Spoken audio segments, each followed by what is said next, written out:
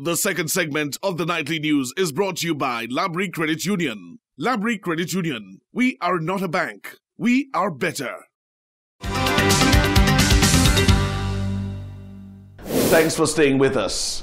The St. Lucia Fire Service is reporting a relatively quiet weekend despite its responses to COVID-19 breaches. That's according to the press relations officer, Stacey Joseph. The weekend of September 3rd, Tuesday, was a relatively quiet one for the St. Lucia Fire Service. We had a total of 104 calls, with the majority of the calls being medical in nature and as well as COVID-19 related. There were no fire calls during that period and only 5 calls relating to physical assault. Those were minor incidents.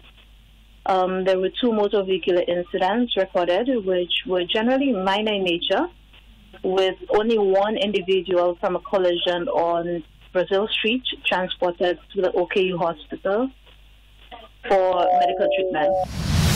Joseph is of the view that the curfew, which was implemented over the weekend, was very successful in reducing the number of incidents which the fire service had to respond to. The lockdown did have an effect on our responses to major incidents, namely motor vehicular incidents.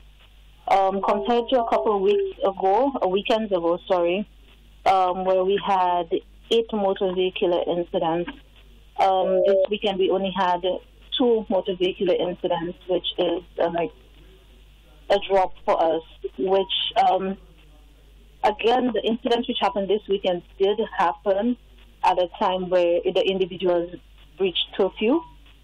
So it would be suffice to say that if individuals remain at home during these periods, our response to major incidents would be a lot less.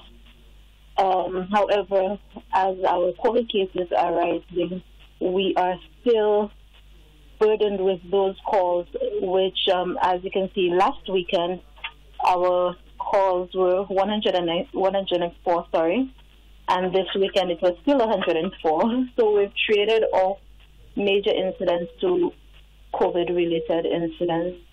But in any regard,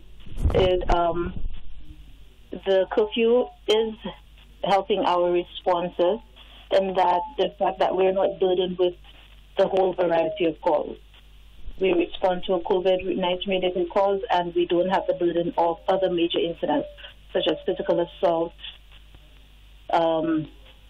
fires, and motor vehicular incidents and such. Meantime, the Royal St. Lucia Police Force is reporting multiple breaches to the COVID-19 protocols over the weekend. There were 6 reports and warnings against bars, 3 reports and warnings against restaurants and bars, 17 reports for not wearing masks, and there were 143 violations of the curfew. 9 mass crowd breaches, 1 home party breach, and 10 minibus breaches. In other news, German leaders have agreed that the government will stop paying for rapid coronavirus tests in order to encourage more people to get vaccinated. Unvaccinated people will still be required to take tests. We hear more in this DW report. A familiar setting. German Chancellor Angela Merkel announcing the country's response to the ongoing pandemic.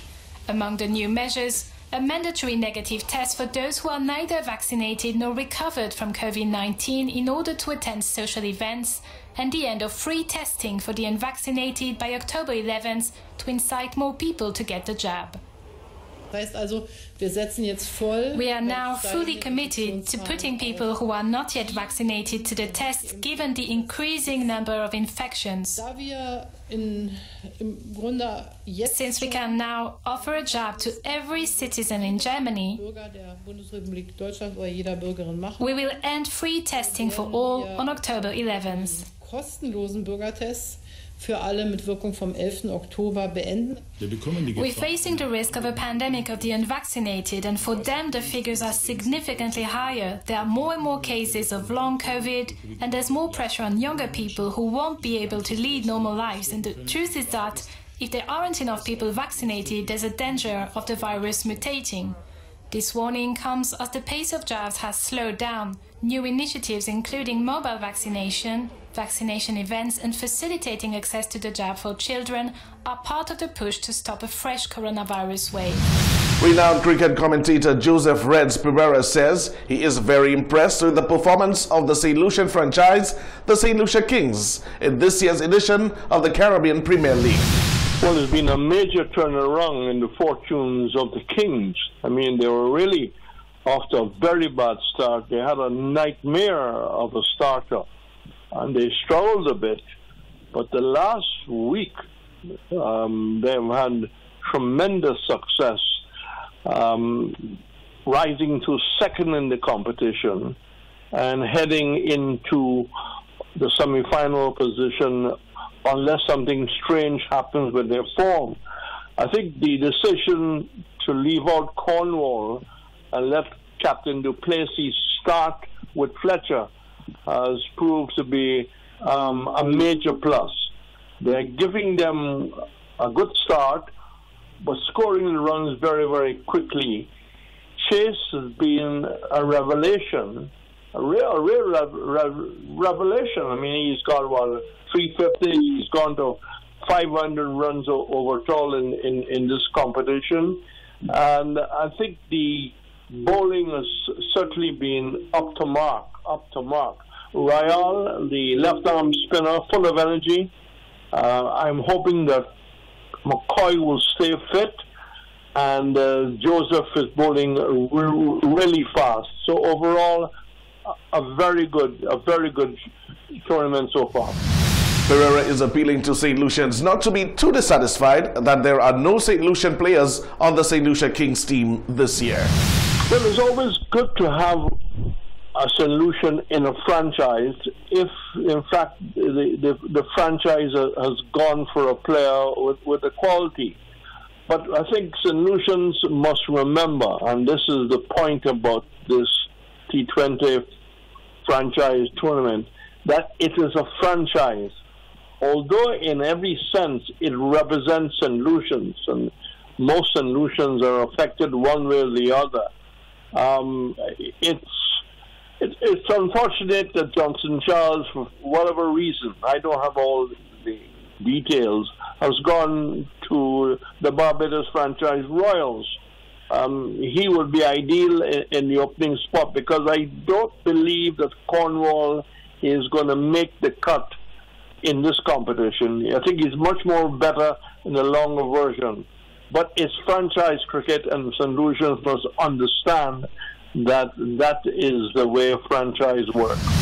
A 3-year-old boy who went missing in the Australian bush 4 days ago has been found safe after a search. The little boy, who has autism and does not speak, had been last seen at his home on Friday. His family had feared that he had been abducted. We hear more in this BBC report. A 3-year-old boy missing in rugged Australian bushland since Friday has been found alive. Anthony A.J. Elfalak was feared to have been abducted, but he was discovered after a police helicopter spotted him in amongst trees in a deep gully in New South Wales. This is the moment Anthony was spotted after the 4-day search. Look at here, he's sitting in a puddle using his hands to drink water. Well, he's since been reunited with his family after he vanished on his parents' rural property. The New South Wales Ambulance Service said Anthony had suffered cuts to his legs but was in good health. Well, Shaima Khalil is in Sydney and following the story. This is exactly how his family described this rescue, a miracle. I mean, I cannot stop watching that footage that you were just showing and talking about. That moment when he was found, the police and the rescue teams and the helicopter saying, I've got the boy, I've got the boy. And you can see him scooping water with his little hands, drinking and washing his face. 4 days after he'd gone missing in, as you say, very unforgiving, very rugged terrain of rocks and thick trees. And there was another extraordinary moment right after this where he was being held by the rescue teams, and his mother just saying, you know, they found my baby. And he was reunited with his mother, cradled into the ambulance and just falling asleep. His father said that he looked at his mother and he just fell asleep in her arms. He said that generally he was okay, AJ, that he had a few ant bites, some nappy rash. He looks like he fell over, unsurprisingly, because of where he was and the terrain he was trying to navigate. But generally, he's in a reasonably good condition. A huge relief for his parents, his siblings, but the larger family and community who, along, search dogs, hundreds of search and volunteer personnel, a police helicopter, so many people trying to find him, actually finding him in a place that they had searched before. One of the relatives was speaking to the media saying this was an absolute nightmare, but now that he's safe back with his family, they are describing it as a miracle.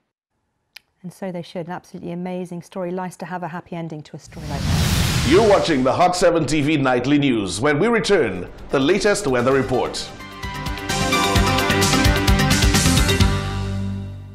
The second segment of the Nightly News was brought to you by Labrie Credit Union. Labrie Credit Union. We are not a bank. We are better.